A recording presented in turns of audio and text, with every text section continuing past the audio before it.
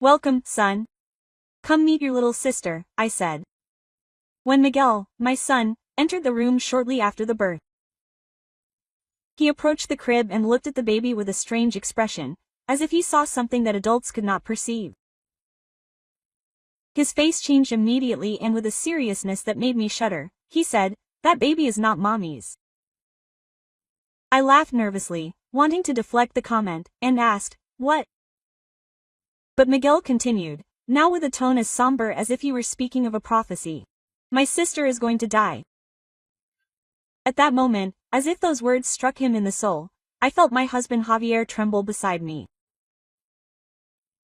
It was an uncontrollable tremor, as if a dark and hidden truth was about to be revealed. The truth that would follow was much more terrifying than I could have ever imagined. Welcome to the Deserved Revenge channel. If you are enjoying this story, subscribe to the channel and like the video to learn about future stories. My name is Amelia, I am 36 years old and I work from home as a publicist for a large agency. I live in a spacious, newly built house with Javier, my husband, and our son Miguel. Up until that moment, my life seemed perfect, like a fairy tale that one barely dares to dream of. I met Javier 7 years ago thanks to a mutual friend. He was one of those men who never went unnoticed anywhere, charismatic, intelligent and with a charming sense of humor that made even the waiters laugh at his jokes. Javier had studied at one of the most prestigious universities in the country and got a job as a pediatrician at one of the most renowned hospitals in the city. Always attentive, he seemed like the ideal husband, understanding the demands of my job and supporting me in every decision. He was the type of man any woman would be proud to walk hand in hand with. Shortly after we got married, our son Miguel was born. Miguel was our little treasure, a child full of energy, always ready to invent some mischief and make anyone laugh. When he turned 6, my brother-in-law, who had always been a generous figure in our lives, gave us a house that looked like a palace. Overnight, I became the lady of the dream house, a husband who seemed perfect, a charming son, and a house worthy of a magazine. It was a house worthy of a fairy tale in an exclusive area of the city. Every time I looked around I felt like one of the luckiest women in the world, with an attentive husband, a wonderful son, and a dream house. It was like living in a perfect movie, the kind you only see in the cinema. The following year, on Miguel's 7th birthday, I received unexpected news. I was pregnant again. I was overwhelmed with excitement and I couldn't wait to tell Miguel the news. As soon as I got home, I told him the news and something strange happened. Without hesitating for a second, Miguel smiled and said with a naturalness that left me speechless. "Yes, it's a girl. I'm going to be a big brother." I was surprised. It was too early to know the sex of the baby, but Miguel said it with total certainty. "How do you know that?" I asked, trying to understand where this certainty came from. "The baby told me it's here," he replied, shrugging as if it were the most normal thing in the world. His words unsettled me a little, but I decided to ignore the feeling. After all, children have incredible imaginations, don't they? The news of my second pregnancy was cause for celebration in our house. Later that night, when Javier came home tired from work, I told him about the baby. He smiled and hugged me tenderly. "And it's wonderful," he said with a spark of happiness in his eyes. "We worked so hard to conceive and now we have another miracle on the way. Take good care of yourself, my love." For a moment, I felt like everything was in place and that nothing could go wrong. However, as the pregnancy progressed, Javier, who had previously been so loving and present, began to distance himself. He worked extra hours, took night shifts, and was hardly ever home. I could feel the loneliness growing inside me. Every day I realized that I had to face everything alone: work, the house, and taking care of Miguel. As the due date approached, during the birth, I knew I would need a lot of support from Javier to care for Miguel. Over dinner one night, I suggested that he take a leave of absence so he could help me after our daughter was born. But Javier, without hesitation, looked at me seriously. His eyes, once so understanding, turned cold. "That's impossible, Amelia," he said firmly. "Do you know what my job is like? No, we're short-staffed at the hospital. I can't take a leave of absence right now." I took a deep breath and, in an attempt to defuse the situation, suggested, "What if we ask your mother to come and help us after the birth?" To my surprise, Javier rejected the idea with uncharacteristic harshness. "He doesn't have time," he replied curtly, and the air became heavy. Although something in me wasn't convinced, I agreed to call my mother, and although I tried to move on, I couldn't help but feel that Javier was drifting further away each day. Javier had always adored Miguel, but with his busy schedule, the bulk of caring for our son fell on me. Balancing work, household chores, and taking care of Miguel was challenging, but I managed to do it day after day. However, with Eva's arrival looming ever closer, the loneliness and lack of support felt like a constant weight on my shoulders. In the end, we decided that my mother would come to help us after the birth of our second child. Although I understood the pressure of Javier's job as a doctor, I felt a pang of sadness that I wouldn't be able to count on him as much as I would have liked. The truth was, I longed for something more. I wanted him to be there to share this special moment with me. My pregnancy continued without any problems. Everything was calm. When I reached the 6th month, Miguel's school organized a spring concert, an event that was important to him. And for me too. Hoping that Javier would be able to join us, I asked him to try to take the day off. To my delight, he promised that he would be there. However, on the day of the concert, as I was getting ready to go out with Miguel, the phone rang. It was Javier. "Amelia, I'm so sorry, but I won't be able to make it. An emergency at work. I promise I'll make it up to you later." I felt a deep pang of disappointment, but I tried hard not to show it in front of Miguel. "Okay, Javier, we'll take care of this. See you later." I watched the show alone, keeping a smile for Miguel, but Javier's absence weighed on my heart like a stone. He had promised to be there, and the breaking of that promise left a void in a day that should have been happy. After the concert, I drove Miguel home, and as he played, doubts began to eat away at my mind. It was already late, and Javier still hadn't arrived. I felt a surge of determination to confront him and understand what was really going on. Suddenly, as we were tidying up the living room, Miguel pointed to the television and said, "Mom, that lady is a friend of Dad's." I looked at the screen showing a replay of a variety show. There was a smiling celebrity clapping his hands with that charming, slightly artificial expression. I thought Miguel was just saying something like a child and didn't think much of it. "Dad's friend?" I asked without taking my eyes off the screen. "You must be confused, Miguel," he insisted with the assurance of a convinced child. "Yes, Mom. I saw her with Dad." I felt an uncomfortable pang in my chest, but I decided not to entertain that idea. When Miguel went to bed, Javier finally arrived.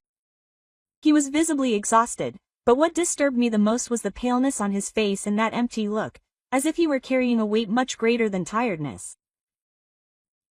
I wanted to talk about the concert, to ask what had really happened, but seeing Javier's condition I decided not to press him. Maybe it was some serious problem at work, something he couldn't share. However, from that day on, Javier seemed constantly worried, always with a vacant look. The feeling that something terribly wrong was happening began to grow on me. As the date approached after the birth, Javier became even more absent. His excuses varied between hospital emergencies and unavoidable commitments. 2 days after the due date, the contractions began. I felt anxious, but also disappointed when I realized that I was alone once again. I immediately called Javier, hoping that he would come to get me. I waited while the phone rang, but he did not answer. I tried again with my heart racing with anticipation, but the result was the same. Disappointed, I understood that I would have to face this moment without him. I called my mother, who came quickly to take care of Miguel, and then I went alone to the hospital where Javier worked. When I arrived there, labor was already well underway and the contractions were intensifying, each minute seeming to last an eternity. Finally, after hours of pain and effort, my daughter Eva was born. When I heard her first cry, I was overcome with a mixture of relief and happiness. The midwife gave me that little life and I held her with love. "Welcome to the world, Eva," I whispered, feeling a surge of love and protection. But even in that moment of joy, Javier's absence was an emptiness I couldn't ignore. What could possibly be so important that it would take him away from one of the most meaningful moments of our lives? The answer would come, but in a way I never imagined. I noticed a small red birthmark on Eva's back, a seemingly harmless detail that somehow seared itself into my mind.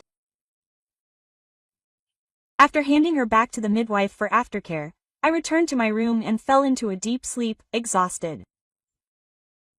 Hours later, I woke up feeling like something was wrong. When I opened my eyes, I saw Javier standing next to me, looking at me with an expression I couldn't quite read. It was a mix of apprehension and guilt. Before I could ask, he broke the silence.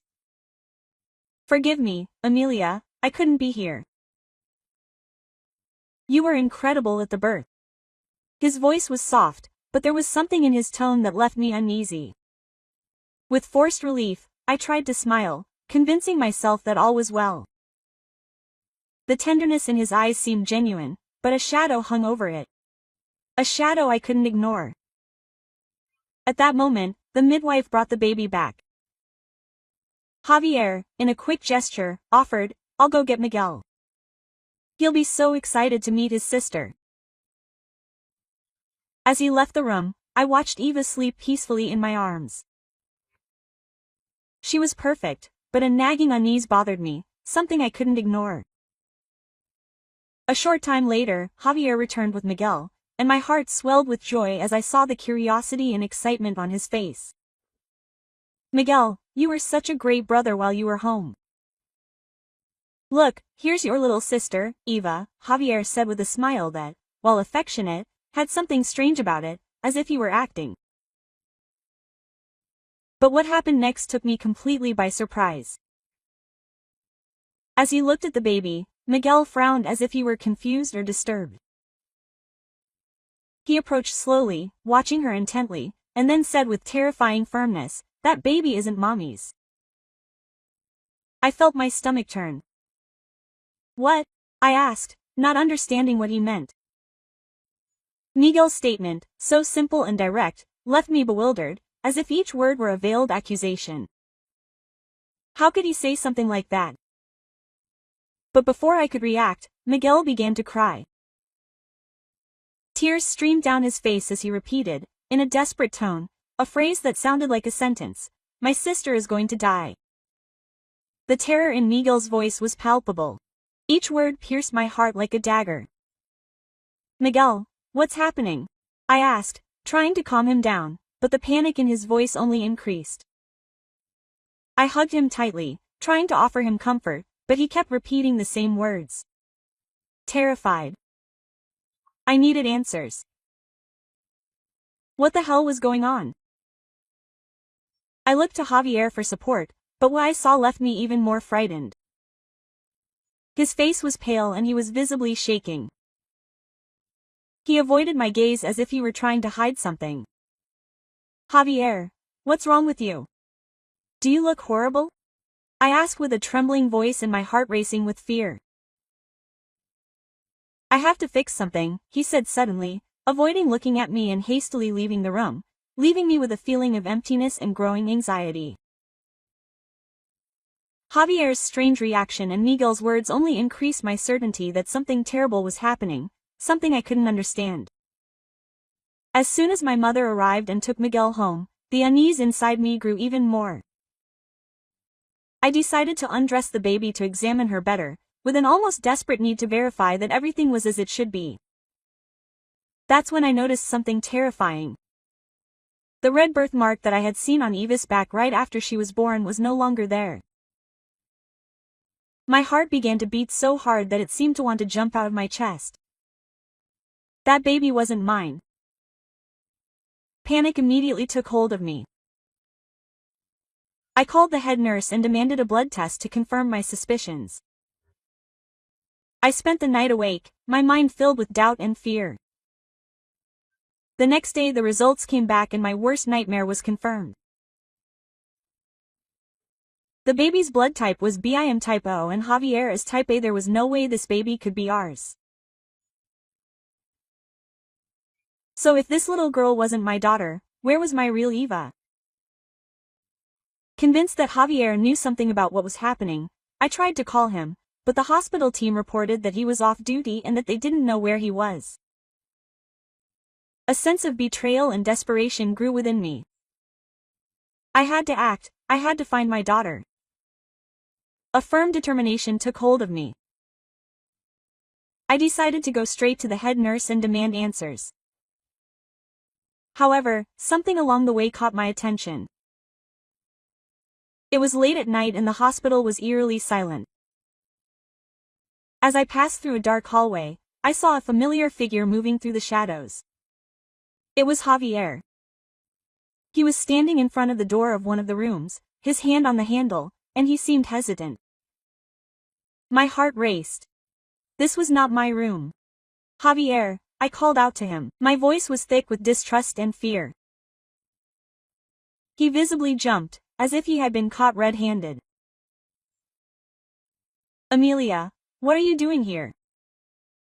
I looked at the plaque next to the door that said Sanchez Carla.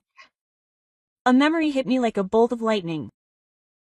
It was the name I had seen on television the day of Miguel's concert. The same name Miguel had mentioned as a friend of Dad's. My heart was beating wildly and the world around me seemed to be falling apart. Why are you trying to get into Sanchez Carla's room, Javier? I asked, my gaze fixed on him, demanding an answer I knew he didn't want to hear. He stammered his words haltingly, and in that instant I knew all was about to be revealed. I have pediatric duties here, Javier murmured, the discomfort evident in his voice. But there was no more room for excuses. I squeezed his hand tightly, ignoring his attempt to escape, and dragged him into Sanchez's room. We're going to solve this now. No more lies, I declared, my voice filled with a fury I could no longer contain. Inside the room, Sanchez was sitting on the bed, her face a mixture of irritation and contempt. Who is this woman? A fan? Get her out of here, she ordered with disdain, not even bothering to acknowledge who she was. Keeping my stance firm, I glared at her with determination. I'm Amelia, Javier's wife. My words sounded like a punch in the air. Now let me see the baby. Sanchez hesitated, but I didn't give him time to react. With determined steps, I walked to the crib next to the bed. When I looked at the little girl lying there, my heart stopped. There was the birthmark I would recognize anywhere. The small, red spot, so distinct that I had seen on Eva's back the moment she was born. Don't touch my baby, Sanchez exclaimed, quickly getting up to try to protect the little girl. But I already knew the truth, and my voice shook with emotion as I declared, that baby is mine. Javier, now sweating with nervousness, tried to intervene. Amelia, you're stressed. Babies' blood types can change and the birthmark could be a coincidence. We can figure this out with a DNA test. His smile was forced and his words sounded so empty they seemed like a bad joke. No, I shouted, taking the baby in my arms, feeling the anger bubbling up inside me. Why were you in her room in the first place and at this hour? Explain yourself, Javier. Sanchez, who until then had maintained a haughty pose, sighed deeply, rolling his eyes in exasperation. Ah! I think the game is over, he muttered as if this was all just a minor annoyance. Yes, we're having an affair. We met at a party, and even though I knew he was married, I pursued him because he's a doctor. When I found out I was pregnant, it was too late to do anything else, so I decided to have the baby. His words were like knives cutting into my heart. The ground felt like it was opening up beneath my feet. "That's why Javier missed Miguel's show and came home looking so distraught?" I asked, struggling to keep my voice steady as my fury grew with every second. "Yes," Sanchez replied indifferently, as if confessing his betrayal were a trivial matter. "But the worst part is that I don't want to raise this baby. I want to get back to my celebrity career, and I don't want the public to find out that I fathered a child out of wedlock. I don't even like children." I was stunned, completely astonished by his coldness. How could someone be so cruel, so selfish? Then why switch the babies? Why do something so inhumane? I demanded, turning to Javier, desperate for an explanation, anything that made sense. Javier looked away, unable to meet my eyes, guilt weighing heavily on him. "Because I love Sanchez, and if I can't be with her, at least I could keep a piece of her," he admitted.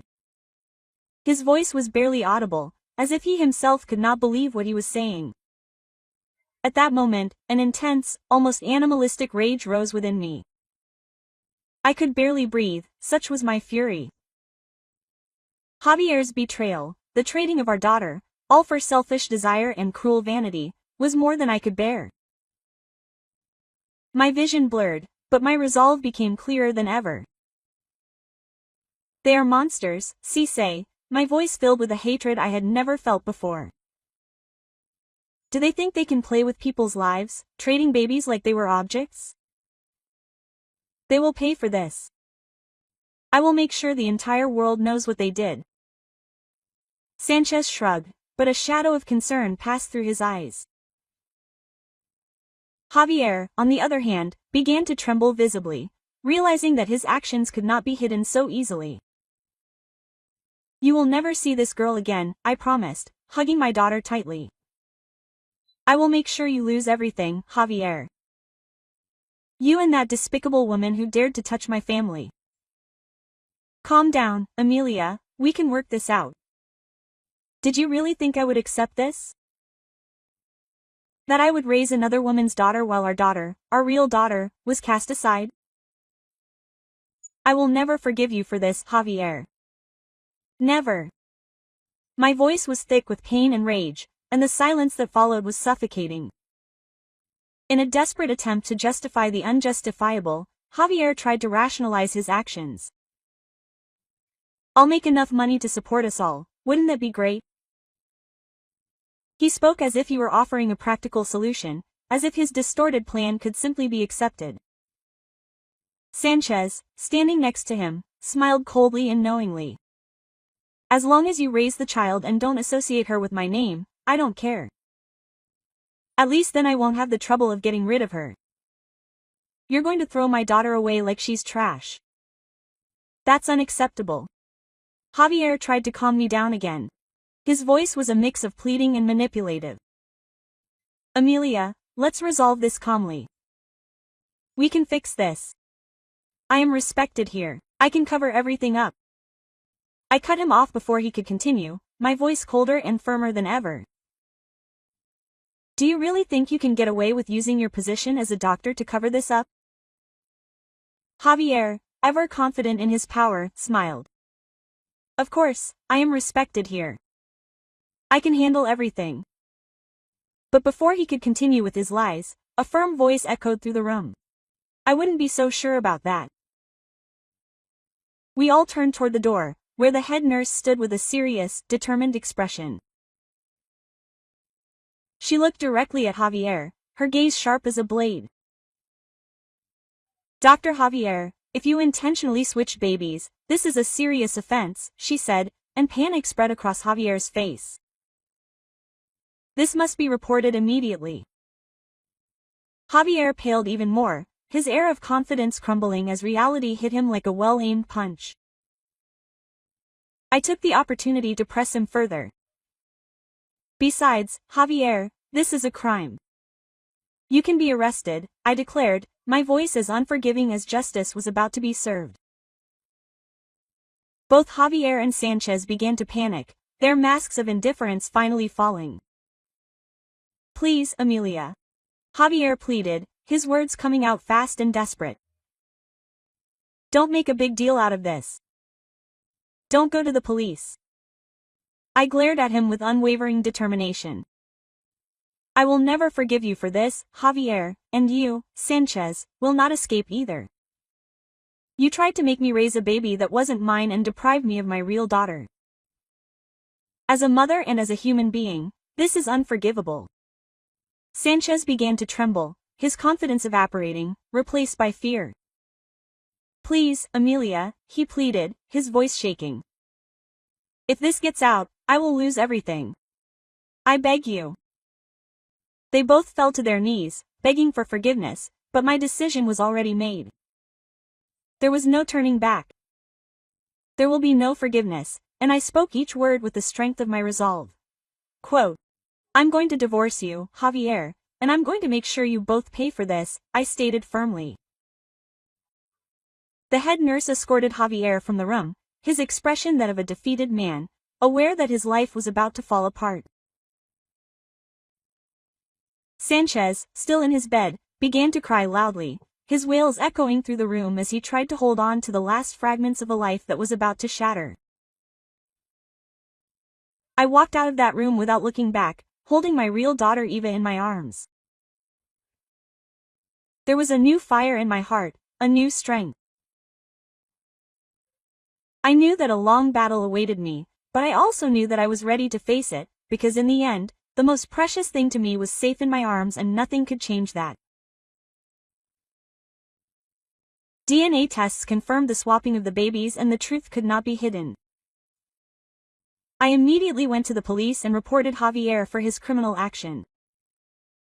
He was arrested for fraud and illegal swapping of babies, crimes that resulted in a long and humiliating. During the trial, sordid details of Javier's affair with Sanchez emerged and the court ruled that he should permanently lose his medical license. Sentenced to 10 years in prison, Javier would spend his days without the prestige and respect he once enjoyed, treated like the despicable criminal he had become in prison. Javier's suffering only increased. When the other inmates discovered the reason for his sentence, they scorned him for swapping babies and betraying his own family. He became the target of constant abuse, living a living hell behind bars.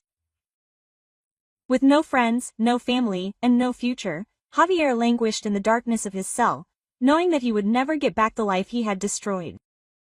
Sanchez, for his part, also paid dearly for his actions. After her involvement in the baby swapping was publicly exposed, her celebrity career was completely destroyed. She lost all of her advertising contracts and was abandoned by the high society friends who had once cheered her on. The press was relentless and Sanchez became the center of a scandal that left her would haunt her for the rest of her life. In addition, I sued her for moral damages and the court ruled that she had to pay me millions in compensation. Without the resources to pay off the debt, she was forced to sell all of her belongings and ended up living in poverty.